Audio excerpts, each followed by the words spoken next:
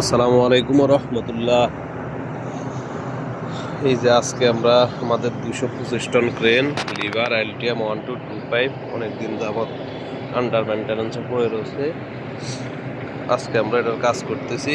এটা বোমের ভিতরের যে ইন্টারনাল কেবল গেছে, ওই কেবলের তারগুলোর অনেক পুরাতন হয়ে যাওয়ার কারণে এগুলার টেম্পার চলে গেছে, তারগুলা একবারে ভেঙে নষ্ট হয়ে গেছে।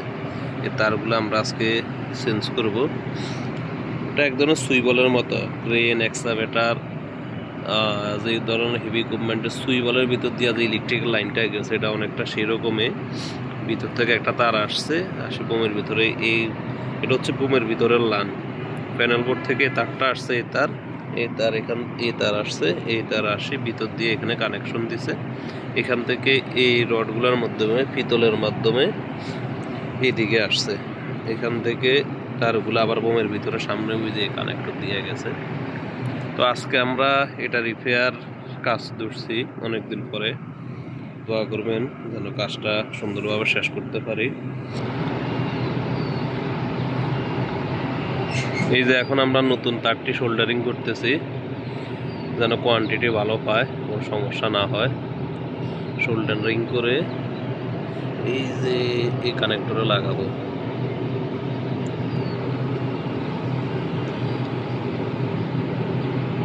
যে আমাদের ইলেকট্রিক ইঞ্জিনিয়ার মাসুম হেল্প করতেছে, আর একটা আছে এই যে আমার মিতা শাওন ইলেকট্রিশিয়ান হেল্পার। সবাই মিলেমিশে একসাথে কাজ করতেছি।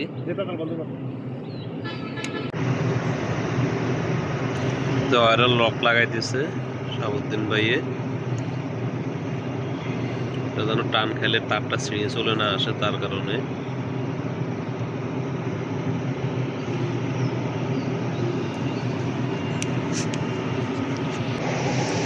এই যে এটা হচ্ছে ওয়্যার কেবলের লক, এটা হচ্ছে টানা দেওয়ার জন্য ওয়্যার কেবলের লক। এটা ওয়্যারের ভিতরে লাগাই, টান খাইলে যেন ওয়্যারটাতে না লোড করে। আর এটা হচ্ছে হিটসিন টিউব, এটার উপর দিয়ে হিটসিন টিউব দিয়ে ভালোভাবে লক করে দেওয়া হইতেছে, যেন তারটা মজবুত থাকে, কোনো সমস্যা না হয়।